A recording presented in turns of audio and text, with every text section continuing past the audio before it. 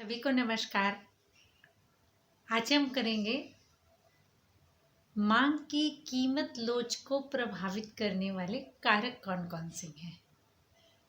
इसका मीनिंग क्या है? मांग की कीमत लोच को प्रभावित करने वाले कारक का मीनिंग क्या है?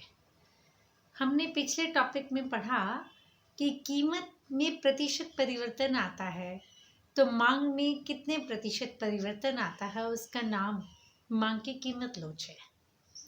यानी कीमत बदलती है तो मांग हर वस्तु की अलग अलग बदलती है। किसी की ज़्यादा बदल सकती है, किसी की कम बदल सकती है, किसी की बिल्कुल भी ना बदले, ऐसा हो सकता है ना।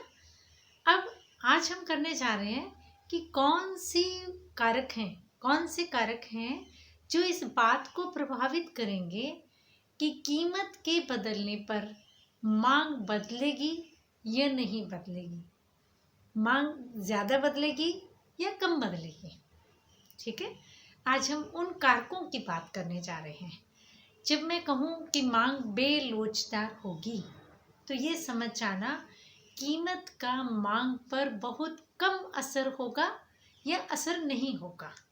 पिछले टॉपिक में हमने पढ़ा ना, पूर्णतः बेलोचदार मतलब मांग बिल्कुल ना बदले और बेलोचदार का मतलब कम बदले। तो बेलोचदार कहूँ तो समझ जाना कि या तो बिल्कुल नहीं बदलेगी या बहुत कम बदलेगी। और जब मैं लोचदार अक्षर यूज़ करूँ, इलास्टिक अक्षर यूज़ करूँ, तो समझ जाना मांग तेज़ी से बदलेगी। कीमत के बदलते ही कीमत गिरेगी तो मांग तेज़ी से बढ़ेगी, और कीमत बढ़ेगी तो मांग तेज़ी से गिर जाएगी। कीमत का मांग पर तेज़ी से असर होगा। ठीक है, ऐसे कौन से कारक हैं जो मांग की कीमत लोच को प्रभावित करते हैं? सबसे पहला पॉइंट है वस्तु की प्रकृति। अगर वस्तु ज़रूरत की है तो उसकी मांग बेलोचदार होगी, यानी कीमत का मांग पर बहुत कम असर होगा या असर नहीं होगा, है ना। ज़रूरत की है, आवश्यकता की वस्तु है, जैसे नमक, जैसे गेहूँ, चावल, चना, जो हम रोज़ के ज़रूरी चीज़ें यूज़ करते हैं, उन वस्तुओं की मांग बेलोचदार होती है। और जो वस्तुएं आरामदायक होती हैं उन वस्तुओं की मांग क्या होती है? लोचदार होती है। जैसे टेलीविज़न है, एसी है, कार है, स्कूटर है। इन वस्तुओं की कीमतें गिरने पर मांग तेज़ी से बढ़ती है। जैसे देखना आप दिवाली के दिनों में इन वस्तुओं की मांग ज़्यादा हो जाती है। क्यों? क्योंकि कीमत गिरती है, लोग इंतज़ार करते हैं कि जब कीमत गिरेगी ना तब इसको हम खरीदेंगे। तो कीमत के गिरने पर इनकी मांग तेज़ी से बढ़ती है। वो आरामदायक वस्तुएं हैं, विलासिता की वस्तुएं हैं। अगर आवश्यकता की वस्तुएं हैं तो मांग बेलोचदार होगी, और वस्तुएं अगर आरामदायक हैं, विलासिता की वस्तुएं हैं, तो मांग लोचदार होगी। सेकंड पॉइंट, आय का कितना हिस्सा हम वस्तु पे खर्च करते हैं, ये भी एक कारक है। आय का एक बहुत छोटा सा हिस्सा अगर हम किसी वस्तु पे खर्च करते हैं तो उसकी मांग बेलोचदार होगी। जैसे सेफ्टी पिन है, 5 रुपए का पैकेट आता है।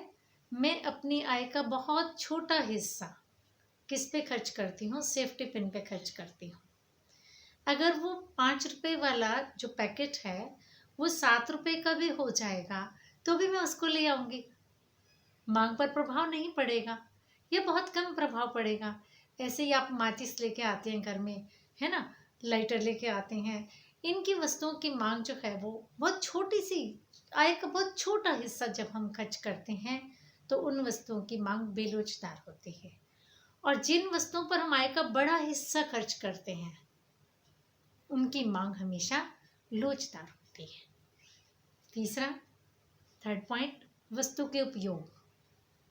जिन वस्तुओं का केवल एक ही उपयोग हो उन वस्तुओं की मांग बेलोचदार होगी कि और कोई काम तो आनी नहीं। कीमत बढ़ेगी तो भी उतनी खरीदेंगे, कीमत गिरेगी तो भी उतनी खरीदेंगे, थोड़ा सा ही मांग में परिवर्तन आ सकता है। यानी जिन वस्तुओं का एक ही प्रयोग हो, कई प्रयोग ना हो, तो उनकी मांग बेलोचदार होती है। और जिन वस्तुओं के कई प्रयोग हों उनकी मांग लोचदार होगी। जैसे दूध है, दूध जैसे सस्ता हो जाएगा उसकी मांग बढ़ेगी, है ना, तेजी से बढ़ेगी। यानी कई प्रयोग करने लगेंगे ना हम, कि आज खीर बना लेंगे, आज दही जमा लेंगे, आज खोआ बना लेंगे, सस्ता हो रहा है दूध ले आओ भाई, 1 लीटर के बजाय 4 लीटर भी खरीद सकते हैं आप, है ना। जिन वस्तुओं के कई प्रयोग हैं उनकी मांग लोचदार होती है, और जिन वस्तुओं का केवल एक प्रयोग है उन वस्तुओं की मांग क्या होती है, उन वस्तुओं की मांग बेलोचदार होती है। नेक्स्ट आता है स्थानापन्न वस्तुओं की उपलब्धता। जिन वस्तुओं के स्थानापन्न उपलब्ध है उनकी मांग हमेशा लोचदार होगी, और जिनके स्थानापन्न उपलब्ध नहीं है उनकी मांग बेलोचदार होगी। जैसे साबुन है, आप गए दुकान पे, आपने कहा भैया लक्स साबुन दे दे, उसने कहा नहीं है, तो आप झट से कहते हैं ना हमाम दे दे, हमाम नहीं है, डेटोल दे दे, डेटोल भी नहीं है तो डव दे दे, डव भी नहीं है लाइफ बॉय दे दे। कितने सारे साबुन है ना, तो ज़्यादा है तो उनकी मांग लोचदार हो गई ना, कि एक और दूसरा एक भी महंगी हो गई इनमें से, तो आप उसको खरीदने की बजाय दूसरा खरीद लेंगे, उसकी मांग तुरंत गिरेगी।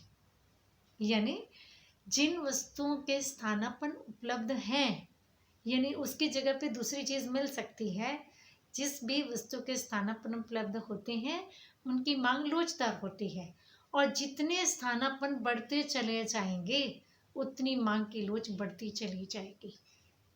और जिन वस्तुओं के स्थानापन्न है ही नहीं, या बिल्कुल नहीं है, या बहुत कम है, उनकी मांग बेलोचदार होती है। ठीक है, हमने 4 पॉइंट किए, सबको याद हुए 4 पॉइंट। वस्तु की प्रकृति, आय का कितना हिस्सा वस्तु पे खर्च कर रहे हैं, वस्तु के कितने प्रयोग हैं, और स्थानापन्न वस्तुएं उपलब्ध हैं या नहीं है। अब हम आगे बढ़ते हैं। उपभोक्ता की आय। यदि उपभोक्ता की आय बहुत कम है ना, यह बहुत ज़्यादा है, उन लोगों की मांग बेलोचदार होती है। क्योंकि जो बहुत कम आय है, सोचिए बहुत ही कम आय है, तो वो तो सिर्फ आवश्यकता की वस्तुएं ही खरीद पा रहा है ना, तो मांग बेलोचदार होगी।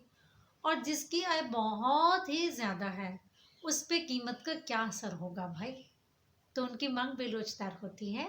और मध्यम आय वाले जो लोग हैं उनकी मांग हमेशा लोचदार होती है। नेक्स्ट, वस्तु की कीमत। जिन वस्तुओं की कीमत बहुत कम है या बहुत ज़्यादा है, वही पॉइंट हुआ एक किस्म से, बहुत कम कीमत है या बहुत ज़्यादा कीमत है, उनकी मांग बेलोचदार होती है। और जिन वस्तुओं की कीमत मध्यम होती है ना, उनकी मांग अधिकतर लोचदार होती है। नेक्स्ट पॉइंट, उपभोग का स्थगन।